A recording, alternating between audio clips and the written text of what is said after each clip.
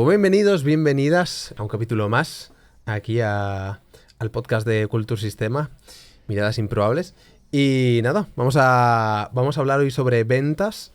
Además que hemos venido de unos momentos en los que la venta está como muy en el ambiente, tanto en la parte formativa que estamos haciendo como en procesos de venta que estamos haciendo. Así que nada, vamos a hablar de ventas. Tenemos por aquí, nos hemos hecho chuletilla para ir un poquito más al grano. Así que vamos a hablar sobre ventas y vamos a empezar un poco con lo que es la diferencia entre marketing y venta, que suele ser como una cosa muy, muy habitual, que se pregunta mucho. Así que, ¿cuál es para ti la diferencia entre marketing y venta? Bueno, buenos días, buenas tardes. Buenas noches, cuando nos escuchen. A ver, en realidad, la palabra ventas ha sido una palabra un poco maldita en nuestro sector. No gusta la palabra. Gusta. De hecho, normalmente se identifican marketing y ventas. Sí. Yo, para mí, la venta es un poco la consecuencia de la acción de marketing, ¿no? Entendiendo que en realidad la venta tiene que promover ese mutuo beneficio que busca el marketing, ¿no? Es decir, creo que lo decíamos en otro podcast, ¿no? Yo recuerdo una definición, ahora no me acuerdo muy bien quién era el autor, ¿no? Que decía que el marketing es un proceso de gestión de la empresa o organización cultural responsable de tres cosas: de identificar necesidades, de anticipar necesidades y de satisfacer necesidades de forma que sea rentable tanto para el usuario, el cliente, el destinatario y la organización, en este caso cultural, o la empresa cultural o el profesional cultural que promueve una oferta, ¿no? Al final, esto se concreta en una venta, porque si no hay venta no hay negocio. Es verdad, y simplemente quiero meter este matiz, que la idea de que muchas de las ofertas culturales han sido gratuitas durante mucho tiempo ha hecho que la idea de ventas resultase pecaminosa. Sí. Como que no se debería vender dentro de la cultura porque debería ofrecerse gratis y tal. Bueno, ahora pasamos por ello un poco con la mentalidad que hay con esto. Fíjate, y depende un poco del mundo, ¿no? Pero yo la forma que tengo de verlo es el marketing es todo aquello que te acerca al momento de la venta. O sea, cualquier tipo de proceso que acerque, quitando la parte más académicamente de producto, digamos, pero que estaría en la oferta, es todo lo que te trae a la persona al momento de la venta, ya sea a botón, ya sea a las puertas del teatro. Siempre nos pasa con que ponemos el ejemplo del teatro, no sé por qué. Bien sea si es para algo más serio, a una reunión de ventas, a un proceso de ventas más largo. Esto lo contaba, no sé si Russell Brunson o quién lo decía, que era eso, todo el marketing, por simplificaros, como todo lo que me trae hasta el momento de la venta. Bueno, porque en realidad, desde mi perspectiva, la venta es parte del proceso de adopción en marketing. Es decir, el proceso de adopción termina con la compra, uso o adopción de una idea. Puede ser la compra de un producto, el uso de un servicio, la vivencia de una experiencia o la adopción de una idea. Y ese comportamiento, ese punto de la acción, ¿no? El proceso AIDA, famoso, de atención, interés, deseo y acción. Ese punto de la acción es el punto de la venta efectiva. Lo que pasa que la diferencia entre y ahí es muy importante diferenciar entre productos y servicios. Sí. Porque primero es mucho más difícil vender servicios que vender productos, por el propio hecho de la intangibilidad. ¿Tú crees? Sí, porque la percepción de valor es más difícil. Aquello que tocas, es verdad que generacionalmente esto está cambiando, porque Sí, yo creo que sí. Porque también, digamos que las generaciones más jóvenes estáis más acostumbrados a lo intangible, estáis más acostumbrados a un modo de uso distinto. Y mucho más experiencial, además. Por ejemplo, nosotros, igual no soy el mejor caso para poner, pero en general mi generación viaja mucho más que la tuya. Quiero decir, a nuestra edad, Viaja más, sí, está O sea, claro. Está que claro nos movemos más por yo creo que más por la experiencia que por lo físico. Bueno, es Entonces, más una sociedad de la experiencia que de la posesión de bienes. hmm, La posesión de bienes, esto lo escribían muy bien unos autores que escribieron un libro que se llamaba La economía de la experiencia, ¿no? A comienzos de siglo. Y es verdad que en general las nuevas generaciones percibís la experiencia y lo intangible de una manera diferente que nosotros. Nosotros seguramente. estábamos más acostumbrados a lo tangible. Y por tanto, vender servicios. A ver, piensa que la incorporación de servicios a los productos es una cosa que empieza a ocurrir básicamente a partir de los 70 o los 80. Ya ves. Es decir, am, la existencia de servicios puros prácticamente es una cuestión que empieza en la década de los 70 del siglo pasado, en este país. Ujú. Es decir, decir, tú podías comprar determinadas cosas, pero la utilización de servicios es algo nuevo. Todo empezó incorporando servicios a los productos. Es decir, la venta de un coche tenía un servicio previo para la venta, Ajá. de presentación, de prueba, de no sé qué, y luego postventa. Sí. Pero hasta entonces tú comprabas el coche y comprabas el coche. O podías comprar determinados en el ultramarinos de la esquina, o primero había poco volumen de producto donde elegir, Claro. y luego no había servicios asociados prácticamente a los productos y menos servicios puros. Ya. Los servicios empiezan a crecer primero asociados a los productos básicamente en la década de los 70 y como servicios más puros, servicios de consultoría, Sí.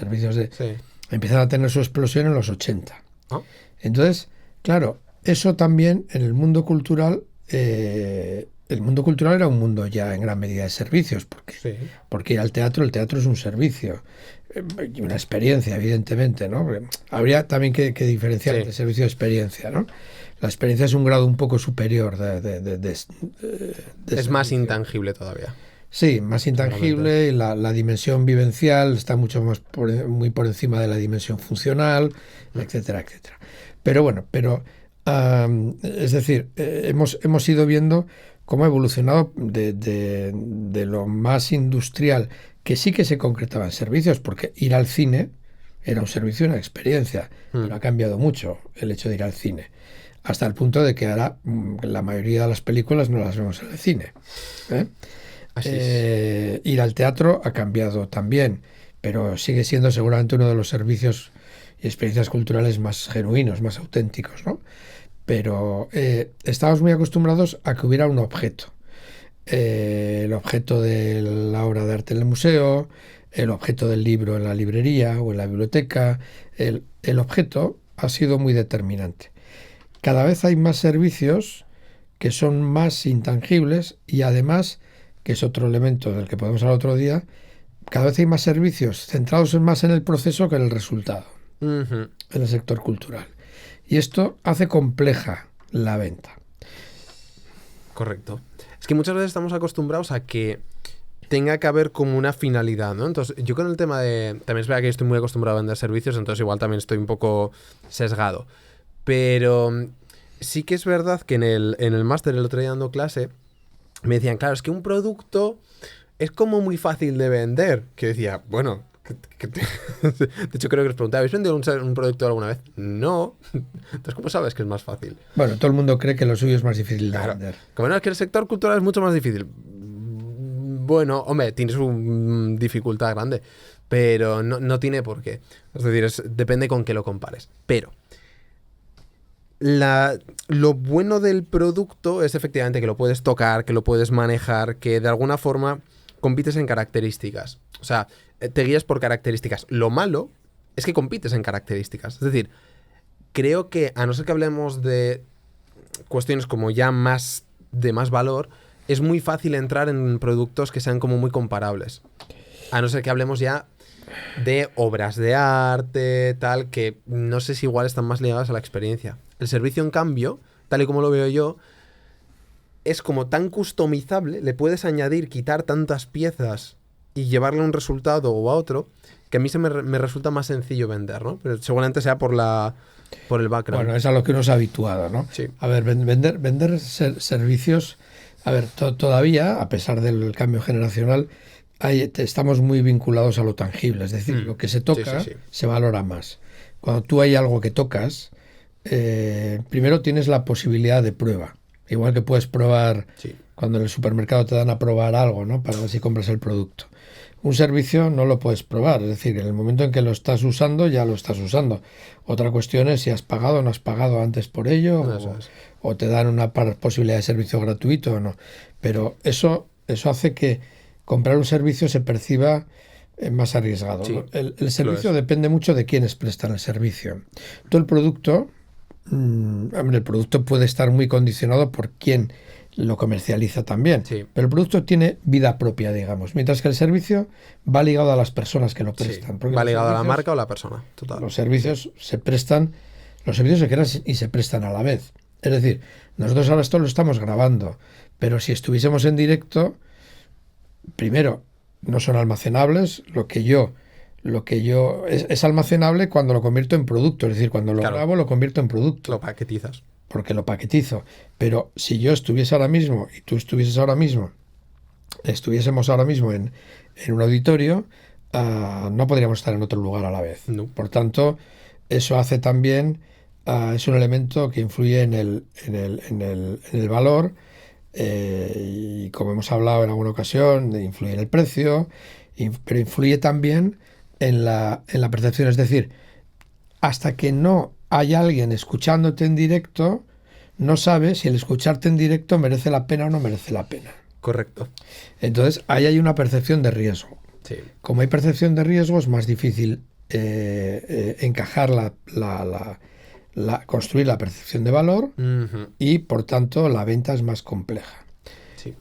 Y luego no hay... es decir, lo que decía, el producto se puede tocar. Y revender, además. El servicio no lo puedes tocar. Cuando yo voy donde un cliente y le hablo de un servicio, al final, en gran medida, bueno, en ese sentido es igual, ¿no? Tengo que identificar, evidentemente, cuáles son sus necesidades, cuáles son sus preocupaciones, cuáles son sus retos, qué es lo que le bloquea o no le bloquea, qué es lo que le motiva para hacer algo o no. Pero tengo que ser muy consciente de que al final tiene que tener confianza, hay que construir un entorno de confianza. Total. Porque no puede probarlo. Claro. Porque si yo le doy el servicio, ya se lo estoy dando. O sea, esto pasa muchas veces cuando haces reuniones de venta en la que acabas asesorando al cliente. Claro, pues igual si acabas asesorando al cliente ya no te compra el asesoramiento porque la sesión de venta ya la has asesorado. Sí. Entonces, bueno, está bien, es muy generoso por tu parte, pero seguramente te quedas... No, es terrible. Cliente, ¿no? Sí. De hecho, he perdido tantas ventas por hacer eso durante los primeros años. Bueno, porque se quedan, bueno, pues con lo que me has dicho ya voy tirando yo. Es como, no, con lo que te he dicho seguramente sabes por dónde ir, pero no sabes ejecutarlo. Pero claro, la sensación está de, bueno, pues con esto ya me puede ir valiendo, y como tendemos también a arañar todo lo posible, pues pasa. Y luego ten en cuenta que hay una idea de que si yo voy a comprar un libro, sé que tengo que pagar por el libro. Si no, tengo la biblioteca donde lo puedo utilizar gratis, ¿no? Si yo voy al dentista, voy a pagar al dentista. Pero cuando trabajamos en determinados servicios culturales, bueno, es aquello de, bueno, ven a tocar, que total a ti te gusta, ¿no? Tocar. Claro. Oye, me lo harás gratis, ¿no? O me lo harás barato. O si en nuestro caso, si haces consultoría cultural, oye, ¿me puedes mirar este proyecto a ver qué te parece? Como si, claro, sí. tu tiempo también vale dinero, ¿no? Sí. El del dentista entienden que vale, a veces el suyo entienden que vale, el tuyo, cuando mueves conocimiento, parece que no vale, ¿no? Sí. Y esto pasa mucho en el sector cultural en todas las facetas, ¿eh? Tanto la artística creativa como la de gestión, como a veces la de producción, ¿no? Bueno, échame una mano con esto. Hombre, échame una mano con esto. Bueno, o... Claro, ¿qué significa échame una mano con esto? Claro, En plan, encárgate del proyecto entero o dame un consejo o... Claro. Sí, porque... Entonces, bueno, hay que asumir que hay veces pues que echas una mano a gente que está empezando y ya está, y lo haces porque quieres, pero también hay que ser conscientes de que, bueno, de que es muy importante que la gente entienda que hay una cosa que se llama reciprocidad. Cuando me han ayudado, tengo que estar también dispuesto a ayudar. Efectivamente, sí. Y creo que el tema del... El otro día lo hablaba con los alumnos del máster, ¿no? Porque les pregunté, creo que te lo conté más. Oye, cuando yo digo, quitad filtros, ¿vale? O sea, de hecho no hace falta ni que lo compartáis. Luego si alguien quiere compartirlo, pues estupendo. Pero quitad todos los filtros posibles. Es decir, preparaos con el boli en la mano, cogedlo y os voy a decir algo y lo primero que os venga a la cabeza es lo que tenéis que apuntar. Y lo que les pregunté fue ¿qué opináis sobre vender?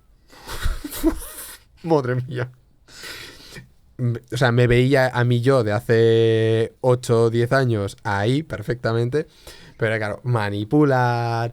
yo no me acuerdo qué era, pero era todo como, claro, como terrible. Es la idea que se tiene en cultura de la palabra vender, ¿no? Sí. Como quitar el dinero también sí. Te voy a arrebatar, ¿no? Y yo, mira, la reflexión que hice que yo creo que puede estar bien aquí también para la gente es que la venta es un cuchillo. Es un cuchillo. Tú el cuchillo lo puedes utilizar para cargarte a alguien o lo puedes utilizar como un bisturí para salvarle la vida a alguien. Es lo mismo, depende del uso que le quieras dar, efectivamente tú puedes manipular para vender algo y que sea una mierda o que sea bueno, pero que esa persona realmente no lo necesite y se lo hayas encasquetado. Que aquí abrimos otro debate también de hasta qué punto realmente es, entendiéndolo como lo puede entender la audiencia, necesario, por ejemplo, ir al teatro, vivir una experiencia en un museo, ¿no? Que hay veces que como no es... Hombre, no es de vida, eso es de vida o muerte, ¿no? Es como... Pero tampoco Dios es de mío. vida o muerte viajar, tampoco es de vida o muerte tomar cervezas con los amigos. Claro. Tampoco hay muchas cosas que no son de vida o muerte, evidentemente, ¿no? Y sin embargo, pero se hacen y se cobran. Son las que hacen que la vida sea más vida, ¿no? Y sea más rica. Correcto. ¿Qué crees que es lo que más frena a la hora de vender? A ver, primero la propia palabra. La palabra vender. Ten en cuenta que en gran medida muchas de los profesionales de la cultura se han movido alrededor de la financiación pública o las entidades públicas, o aunque sean entidades privadas con una gran dependencia pública. Sí. Y esta idea de que la cultura tiene que ser para todos, que es verdad, la cultura, el derecho a crear, el derecho a expresarse, el derecho a la crítica, el derecho al acceso a la cultura, el derecho a la vivencia de la propia cultura, todos estos son derechos. También tenemos derecho a la vivienda y la vivienda la pagamos. También tenemos derecho al trabajo y alguien paga para que nosotros trabajemos. Es decir, que estamos en un entorno de relaciones económicas. Es verdad, y alguna vez lo hemos comentado, que las relaciones económicas y la cultura van mucho más allá que el intercambio dinerario, evidentemente, ¿no? Sobre todo en la idea de que trabajamos con valores y eso cambia la percepción de valor en la sociedad. Pero que haya gente que se dedique profesionalmente a la cultura, alguien lo tiene que pagar. Correcto. Es decir, para que nosotros comamos del hecho cultural, alguien tiene que pagar. Para que quienes nos escuchan puedan comer de su práctica artística o de su práctica de gestión o de lo que sea, en el sector que sea, alguien tiene que poner el dinero. Correcto. Y ese dinero o lo ponen los contribuyentes a través de las administraciones públicas o lo ponen personas, organizaciones que a título individual o colectiva, da lo mismo, deciden comprar algo. Eso es. O los propios usuarios, vamos. ¿La palabra venta asusta? Sí, asusta primero por esa razón que digo. Segundo, asusta porque vender implica aceptar el rechazo. Ahí quería yo llegar. Y hay mucho miedo a que te digan que no. Y en la vida, en el mundo comercial, te van a decir más veces que no que sí. Total. Además, hay que entender una cosa, lo más difícil, no solamente en nuestro sector, sino en casi todos los sectores, prácticamente lo más difícil es vender, no es hacer. Es decir, No. Ahí ya somos expertos cada uno en su cada área. uno sabe hacer lo suyo. Claro. El problema es conseguir que alguien te compre. Si eso no le quieres llamar vender y le quieres llamar buscar un mutuo intercambio favorable, pues le llamas un mutuo intercambio favorable. Le puedes llamar relaciones institucionales, relaciones lo que sea, Sí, pero al final es vender. pero ¿qué es vender? Vender es que alguien te da su dinero a cambio de tus servicios. Eso es, ya está. Y eso es lo que hacemos todo el mundo. Eso es lo que hace el señor de la esquina cuando vamos a comprar la leche. Nos vende leche y nosotros pagamos por la leche. Pues eso mismo es lo que nosotros hacemos con los servicios. Ahí tú que estás muy especializado en ese campo, puedes ver ese temor ante el rechazo, ¿no? Sí, total. Sobre todo por una cuestión que es que todo el mundo cree que cuando, aunque sea de manera subconsciente, no sea muy consciente, en general creemos que cuando nos están diciendo que no, nos están diciendo que no a nosotros. No. O sea, si a ti te dicen que no, no te están diciendo que no a ti, no es un rechazo personal. Los negocios no tienen nada que ver con lo personal. Y si tienen que ver algo, apártalo. Y por lo menos cree que no. Da igual. Siempre hay un campo en el que hay algo personal de Sí, ¿te caigo bien o no? sí. Pero la cuestión es, ¿te interesa creer eso? A mí, no. Con lo cual, lo aparto. Aparto cualquier cosa personal.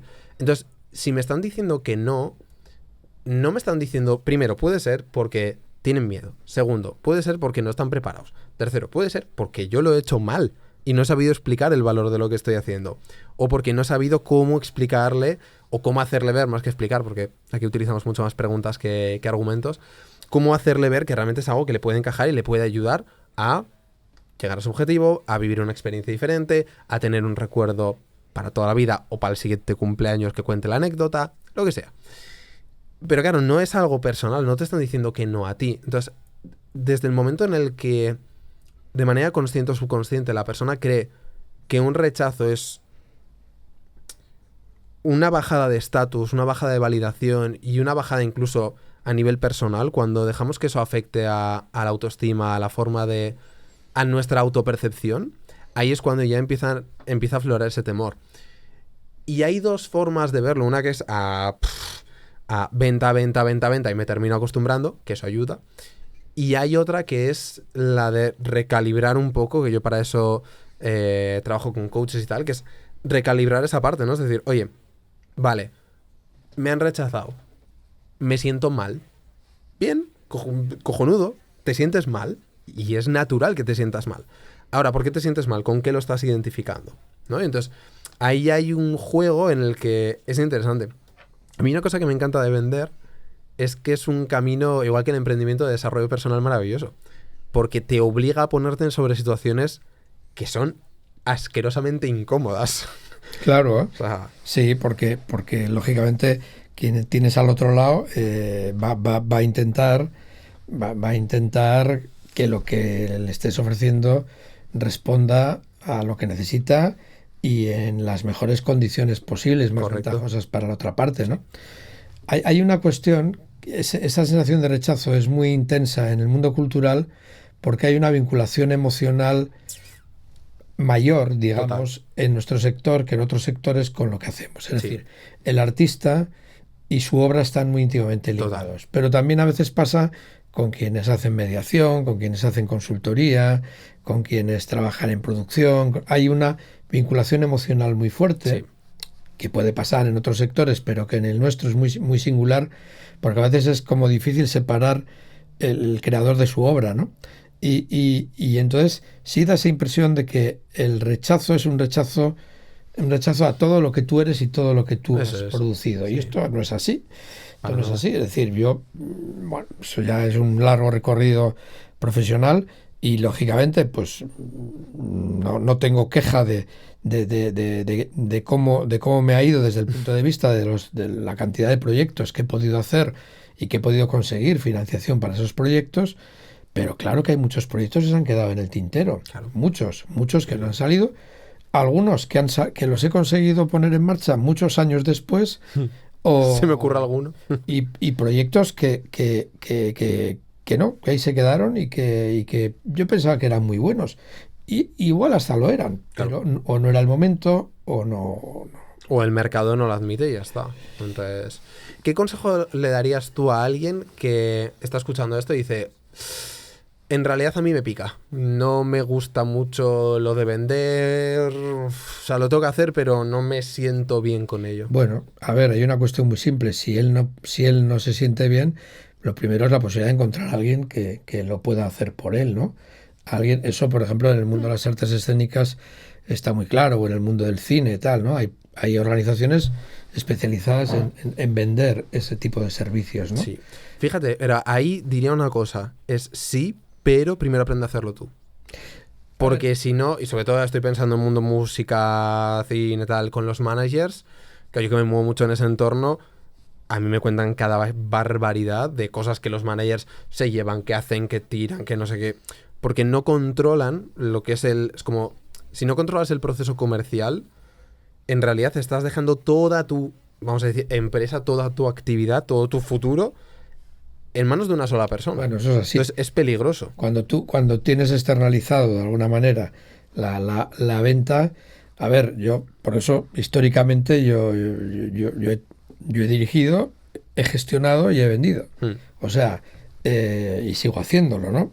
¿Por qué? Primero porque hay una frase, yo creo que no es la primera vez que la pongo en la mesa, de ya un hombre que falleció, Josep Chías, que es el mercado son personas. Entonces, el mercado son personas, la venta es una relación entre personas. Total, absolutamente. Es como es el marketing es una relación entre personas, ¿no?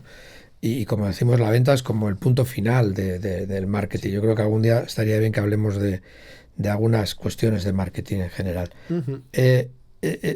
Esas personas son personas que tienen necesidades, emociones, sentimientos, miedos, recelos.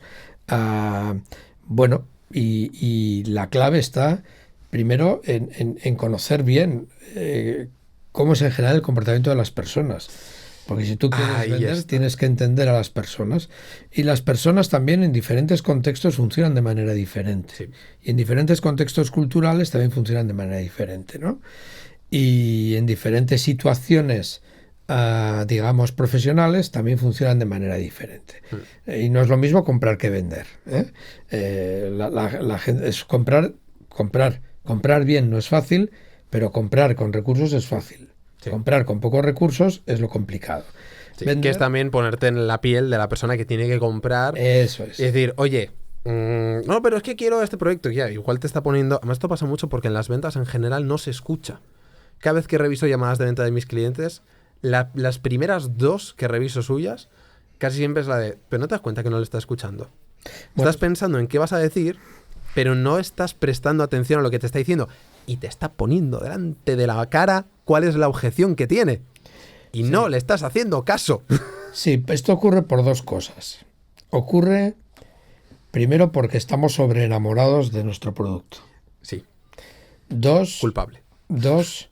Ocurre por eso, porque estamos pensando en la respuesta antes de la pregunta. Y entonces hemos pensado lo que queremos contar. Y hay más que escuchar. A mí me pasa muchas veces porque yo hablo mucho. Entonces, pues que hablas y dices, bueno, me estoy dando cuenta que no le estoy escuchando, ¿no? Y luego a veces nos pasa suele pasar por los 2 extremos. Uno, por falta de experiencia que a veces lleva a la soberbia, es decir, de que lo que yo hago es buenísimo, tal, y me lo tienes que comprar. Esto pasa muchas veces con los creadores. No, lo que yo hago es único, sí, lo que yo hago es buenísimo, lo que yo hago tal, y hombre, y me lo tienes que comprar. Sí, sí. Pues te lo comprarán si quieren o no. Con los músicos pasa mogollón. Y a veces pasa al otro extremo, los que ya tenemos mucha experiencia, en que hemos perdido la paciencia. Entonces nos pasa a veces que bueno, mira, esto es lo que te planteo, tal, yo ya sé lo que tú quieres, mejor que tú, ¿no? Bueno, mira, aunque lo sepas mejor que en realidad seguramente sí, porque sí, no hay nadie que conozca mejor a los clientes que quien lleva mucho tiempo vendiendo. Pero no claro, le puedes dar esa impresión. Claro, ahí está la cosa.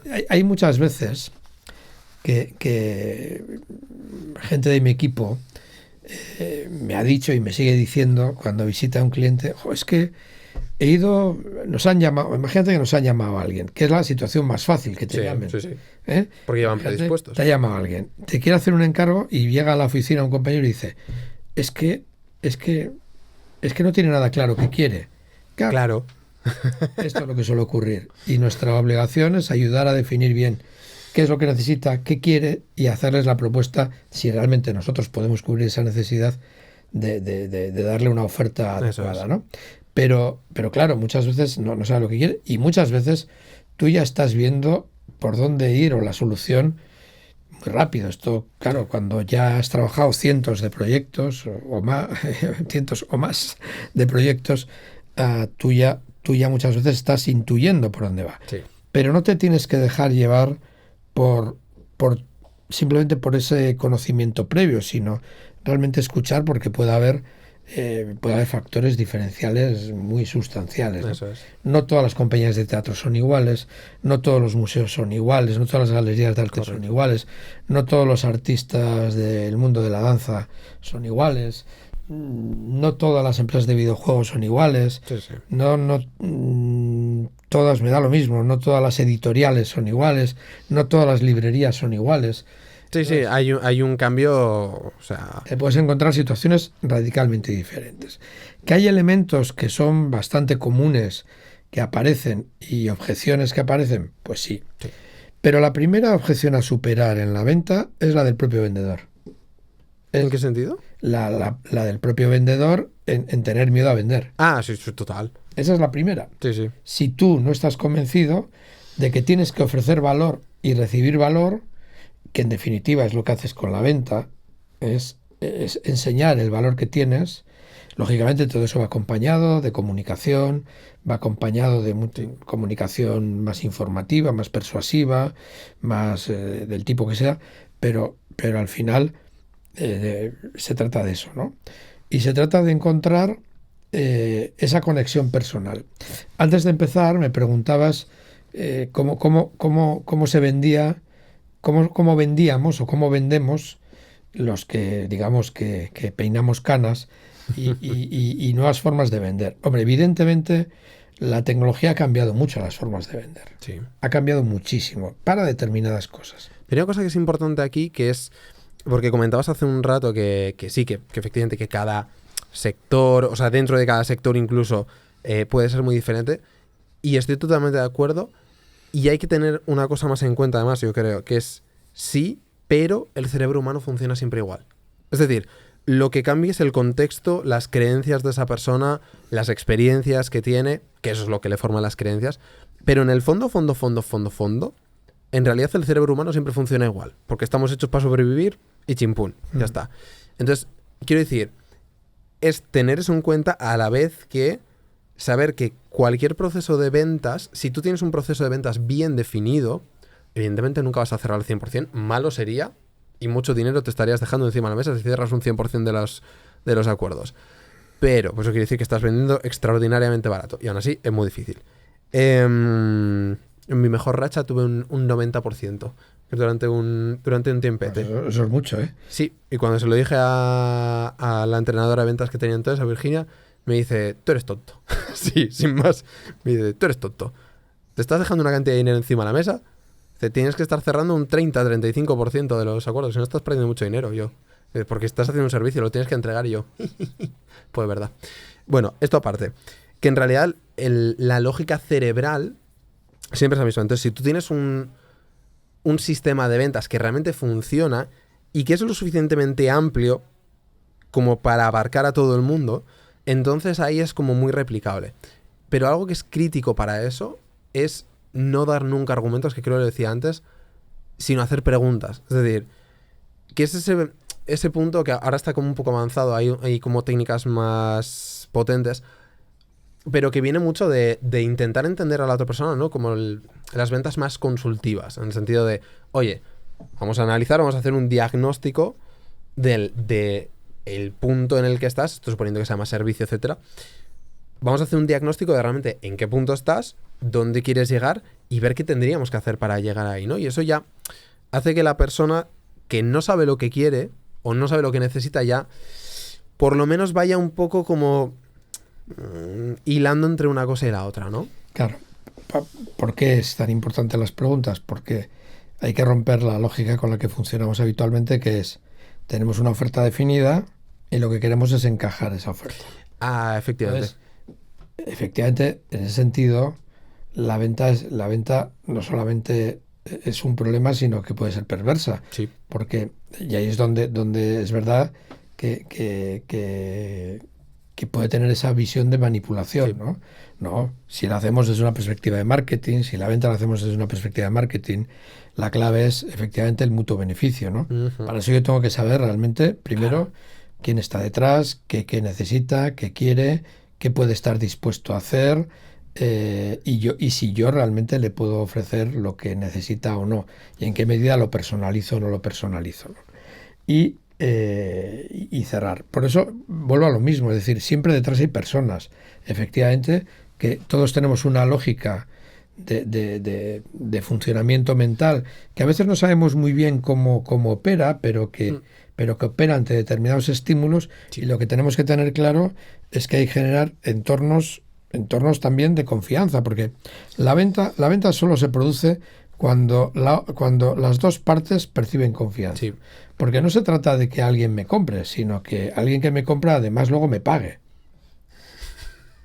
O sea, que de hecho la venta en realidad no se produce hasta que no hay el pago o el contrato. Yo siempre digo esto, o sea, hasta que no tenga nada firmado, no cantes nada, porque no existe. Eso es. Entonces, efectivamente, ya tenemos un proyecto, ¿no? Hasta que no está firmado. No. Y aun estando firmado puede haber problemas. Sí. Entonces, quiero decir, la cuestión está en que hay que establecer un marco de confianza mutua. Sí. Y eso, hacerlo en muy poco tiempo, no siempre es fácil. Entonces ahí es donde hay que ser auténticos, donde hay que mostrar la realidad, porque puede que no encajemos, porque, a veces hay procesos de venta en la que es el vendedor el que decide que no quiere ese comprador. Y además creo que esto es crítico a la hora de quitarse un poco la presión de estoy vendiendo, porque si tú realmente estás pensando, yo tengo un mantra siempre que es como muy naif, muy que es la de vender es ayudar. Y se lo digo a todos mis clientes que quieren aprender a vender, porque eso realmente les ayuda a estar más tranquilos. Y yo siempre les digo, lo peor que podéis hacer para meteros, o lo mejor que podéis hacer para meteros una presión insana, es pensar que tenéis que cerrarlo sí o sí. No. O sea, es decir,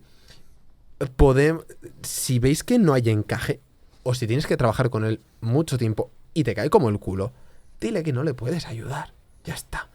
O sea, no pasa nada. No todas las ventas tienen que acabar con una compra.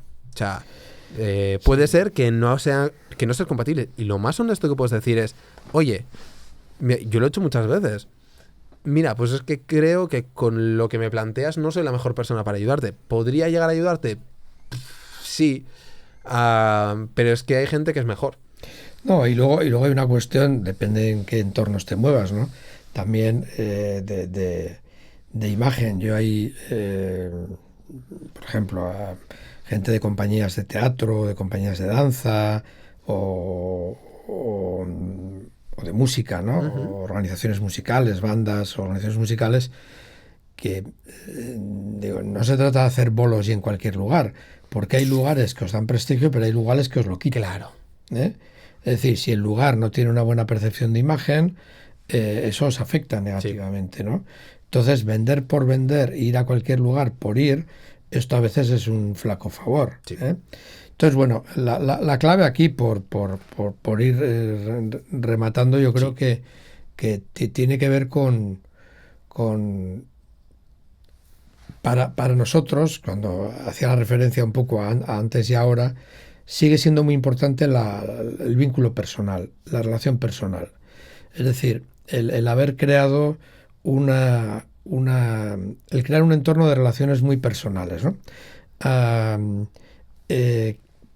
¿Por qué? Porque la tecnología ayuda, pero la tecnología no siempre muestra la cercanía entre las personas. Sí.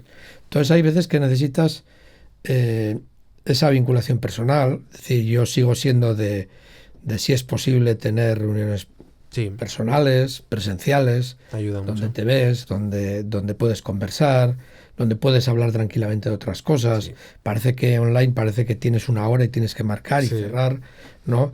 Y la energía, además, es que Eso es. si estás un poco atento, notas la energía que tiene la otra persona. Y eso también, a ver, online se puede hacer, pero es más difícil. Hay cosas que en presencial las percibes de otra manera, ¿no? Sí. O alrededor de un café, o bueno, o simplemente haciendo una reunión, digamos, profesional, pero donde claramente, oye, mira, nosotros estamos trabajando en esta idea, creemos que vosotros podéis tener, bueno, hacer las preguntas adecuadas para poder presentar el producto o para decir, oye, pues mira, creíamos que os podíamos ayudar y no os podemos ayudar, porque, ¿por qué no, no? Porque al final de eso se trata. Y la importancia de mantener esas relaciones y mantenerlas más allá del propio hecho de la venta. Es decir, yo siempre insisto en la importancia de mantener, creo que alguna vez lo hemos comentado, Sí. mantener la agenda viva, ¿no? Es Sí. decir, que de vez en cuando una llamada de teléfono, bueno, por ejemplo, vuestra generación y más la gente más joven tiene alergia al teléfono. Sí. Eh, Es que nos parece tan intrusivo. y sin embargo, Pero claro, cuando tú ya has creado un lazo previo, el teléfono, claro, sin lazo previo el teléfono es intrusivo. sí. Pero con lazo previo, para nosotros el teléfono es una vía muy directa y Sí, eso sí, sí, hace sí. que solucionemos cosas de una manera rapidísima, ¿no? Sí. O que puedas cerrar prácticamente una venta en una conversación telefónica rápida. Oye, mira, tengo esto, tal, porque alguna vez te he oído hablar que estabais buscando, tal, tengo esta posibilidad. ¿Cómo lo ves? Oye, pues puede ser que sí, lo hablamos. Vale, marcamos una reunión. Ya tienes muy avanzada la venta. Sí, sí. ¿Vale? ¿Por qué? Porque hay una relación más de confianza, ¿no? Es decir, la otra persona sabe que tú no le vas a estar engañando y yo sé que él no me va a estar, o ella no me va a estar engañando, ¿no? Que ojo, meto aquí un paréntesis porque esto mismo, si bien funciona muy bien en carne y hueso, funciona peor en lo digital, pero se puede hacer. Toda la construcción de marcas personales, al final es lo que hace cuando, básicamente por el sesgo de la... no me va a salir la palabra, los informativos de que siempre sale en el mismo momento, que siempre está como presente, básicamente, ¿no? Vamos a llamarle el sesgo de ser pesado, que no me sale cómo se dice la palabra.